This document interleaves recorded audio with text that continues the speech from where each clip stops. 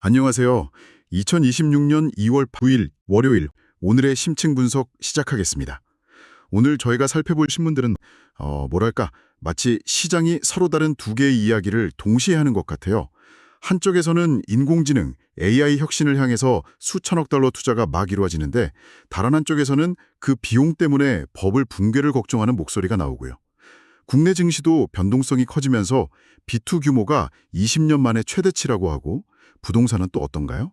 특정 지역은 재건축 기대감으로 틀썩이는데 청년 주거 대안으로 주목받던 공유 주거 산업은 규제 때문에 발목이 잡혔습니다.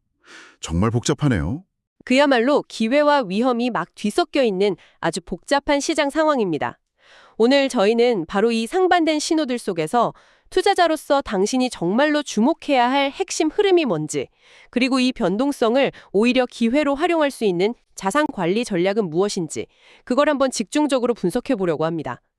이 정보의 홍수 속에서 가장 중요한 사실들을 딱 건져 올려서 당신의 투자 결정에 실질적인 도움이 될 통찰을 드리는 게 저희 목표죠. 좋습니다. 그럼 먼저 글로벌 시장을 흔들고 있는 AI 이야기부터 시작해보죠. 자료를 보니까 구글, 아마존, 메타 이런 빅테크 기업들이 실적은 정말 좋게 발표했는데도 주가는 오히려 흔들렸단 말이죠. 연간 200조 원이 넘는 막대한 AI 투자 계획을 발표한 게 이게 오히려 독이 된 걸까요? 그 지점이 아주 흥미롭습니다. 월스트리트에서는 AI에 대한 막대한 투자 비용이 단기적으로 이익을 감소시킬 거다, 이런 우려를 하고 있는 거죠. 하지만 투자자로서 우리가 봐야 할 핵심 지표는 따로 있습니다. 바로 잉여 현금 흐름. 잉여 현금 흐름, FCF? 말이 조금 어려운데요. 좀 더 쉽게 설명해 주실 수 있을까요? 물론이죠. 아주 쉽게 말해서 기업이 막대한 투자를 하고 세금까지 다 낸 뒤에 정말로 자유롭게 쓸 수 있도록 남는 여윳돈이라고 생각하시면 됩니다. 이 돈으로 배당을 주거나 자사주를 매입하는 그런 주주 환원의 재원이 되는 거고요. 그러니까 진짜 실탄이 얼마나 남느냐? 이걸 보라는 말씀이시군요. 네, 맞습니다. 자료에 나온 전망을 보면 정말 놀라워요. 이 기업들이 그 막대한 투자를 하고도 이 FCF가 향후 2년간 계속 증가할 것으로 보인다는 겁니다. 예를 들어서 구글의 FCF는 2028년에 1,033억 달러. 이건 배당이나 자사주 매입 같은 주주 환원 여력이 아주 충분하다는 의미죠. 와, 그러니까 단기적인 비용 부담 우려보다는 장기적인 현금 창출 능력을 봐야 한다는 거네요. 그런데 이런 AI로의 자원 쏠림이 경제 전반에 미치는 영향도 있다면서요. 그렇습니다. 빅테크 5곳의 올해 AI 인프라 투자 규모만 해도 7천억 달러. 우리 돈으로 1,000조 원이 넘습니다. 이 때문에 메모리 반도체 공급 부족이 심화되면서 올해 하반기에는 스마트폰이나 PC 가격이 5% 이상 오를 수 있다는 전망이 나오고 있습니다. 또 데이터 센터 건설 붐으로 숙련된 기술 인력이 그쪽으로 다 쏠리니까 다른 필수 건설 사업이 지연될 가능성도 제기되고 있고요. 이런 불안감 속에서도 한국의 개인 투자자, 소위 서학개미들은 오히려 하락한 기술주를 집중적으로 사들였다는 점이 눈에 띄어요. 지난 한 주간 마이크로소프트, 샌디스크, 마이크론, 테슬라, 알파벳 이런 주식들을 대거 순매수했더라고요. 네, 단기적인 변동성을 장기적인 성장 가능성에 베팅하는 일종의 저점 매수 기회로 본 거죠. 이건 AI 산업의 패러다임 변화에 대한 아주 강한 믿음이 깔려 있다고 볼 수 있습니다. 다만 이런 흐름 속에서 개별 종목의 위험을 좀 줄이고 싶다면 다른 대안도 있습니다. 어떤 대안이 있을까요? 구글이나 아마존, 메타 같은 기업들을 높은 비중으로 담고 있는 미국 상장 ETF FDN이라던가 아니면 국내에 상장된 ETF인 타이거 미국 테크 탑10 같은 상품도 좋은 대안이 될 수 있습니다. 분산 투자를 하는 거죠. 알겠습니다. 이제 국내로 눈을 돌려보죠. 부동산 시장은 여전히 뜨거운 감자입니다. 서울 광진구 광장동은 한강 조망이랑 최상위 학군을 무기로 조용한 강자로 불리면서 재건축에 시동을 걸고 있고 반포 미도 아파트나 강북 미아동 일대도 대규모 정비 계획이 통과되면서 개발 기대감이 높더라고요. 맞습니다. 이런 특정 지역의 호재도 물론 중요하죠. 하지만 투자자라면 거시적인 규제 환경의 변화를 절대 놓치면 안 됩니다. 아주 좋은 사례가 하나 있어요. 어떤 사례죠? 1인 가구와 청년층에게 인기를 끌면서 빠르게 성장하던 코리빙, 즉 공유주거 스타트업들이 최근에 된서리를 맞고 있습니다. 정부의 다주택자 규제가 이 사업자들에게도 똑같이 적용되면서 사업이 사실상 중단될 위기에 처한 거죠. 잠깐만요. 공유주거 사업자한테 다주택자 규제를 적용한다고요? 그건 좀 이상한데요? 이들은 수십, 수백 개의 방을 운영해야 하는데 현행법상으로는 이 방 하나하나를 주택으로 보는 거예요.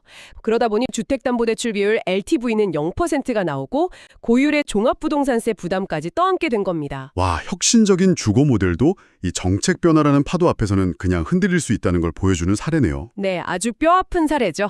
정책 리스크는 정말 항상 염두에 둬야겠군요. 금융시장의 불안정성도 커지고 있는 것 같습니다. 특히 B2 문제가 심상치 않아 보여요. 네, 아주 중요한 지적입니다. 현재 주식 매수 후에 2거래일 내에 대금을 갚는 미수거래 금액이 1조 원을 넘어섰습니다. 이게 2006년 이후 최대치예요. 1조 원이요? 네, 증시가 조금만 흔들려도 강제 청산, 즉 반대 매매 위험이 커질 수밖에 없는 구조인 거죠. 실제로 최근 시장이 하락할 때마다 하루 1,000억 원이 넘는 반대 매매가 계속 나오고 있습니다. 이른바 포모, 기회를 놓칠까봐 두려워하는 심리로 무리하게 레버리지를 활용하는 건 지금처럼 변동성이 큰 장에서는 특히나 위험합니다. 이렇게 복잡한 상황에서 개인 투자자들은 어떤 전략을 세워야 할까요? 자료를 보니까 두 가지 대표적인 고민이 있더라고요. 지금이라도 주식을 사야 하나, 그리고 지금 주식 비중을 그대로 둬도 될까입니다. 여기서 핵심은 언제가 아니라 어떻게입니다. 과거 투자 실패 경험으로 현금만 보유한 40대 투자자의 경우를 한번 보죠. 이분의 문제는 완벽한 진입 시점을 찾으려고 한다는 거예요. 아, 시장의 바닥을 잡으려고 하는 거군요. 그렇죠. 하지만 그건 불가능에 가깝습니다. 그래서 자산 배분 전략을 활용해야 합니다. 주식, 채권, 현금성 자산 등을 함께 담는 자산 배분형 펀드는 심리적 부담을 줄이면서 시장에 참여할 수 있는 아주 현실적인 대안이 될 수 있거든요. 그럼 이미 주식 비중이 높은 투자자는 어떻게 해야 할까요? 예를 들어 금융자산 100억 원 중에 70%를 주식에 투자한 60대 기업 오너의 사례가 있던데요. 그 경우에는 포트폴리오의 하방을 지지할 자산을 보강하는 일종의 리밸런싱이 필요합니다. 제공된 자료의 컨설팅 사례를 보면 주식 비중을 70%에서 40%로 낮추는 걸 목표로 삼았어요. 한 번에 다 파는 건 아니고요. 물론이죠. 모든 자산을 한 번에 바꾸는 게 아니라 일정 기간에 걸쳐서 분할 실행하는 속도 조절이 아주 중요합니다. 또 개별 종목 비중을 줄이고 여러 종목에 분산 투자하는 ETF 중심으로 전환해서 특정 기업의 리스크를 낮췄고요. 일부는 딴러 표시 채권으로 편입해서 통화 분산 효과까지 고려하는 그런 전략을 취했습니다. 들어보니까 결국 자산 관리라는 게 타이밍을 맞추는 기술이 아니라 시장의 변화 속에서 내가 감당 가능한 구조를 만드는 과정이라는 말씀이시군요. 정확합니다. 그게 바로 핵심입니다. 오늘 다양한 시장의 단면들을 정말 깊이 있게 들여다봤습니다. AI부터 부동산, 그리고 개인의 투자 전략까지 짚어봤는데요. 마지막으로 한 가지 생각해 볼 만한 질문을 던지고 싶습니다. 한 자료에서 1997년 외환위기 당시와 현재를 아주 흥미롭게 비교했더라고요. 1997년이요? 네, 1997년에 우리 국민들은 가장 비싼 자산이었던 금을 가장 값싼 자산이었던 원화와 바꿨습니다. 아, 금모으기 운동 말씀이시군요. 맞습니다.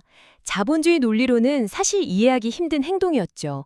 하지만 그것이 공동체를 살렸습니다. 그런데 2026년인 지금은 정반대 현상이 벌어지고 있죠.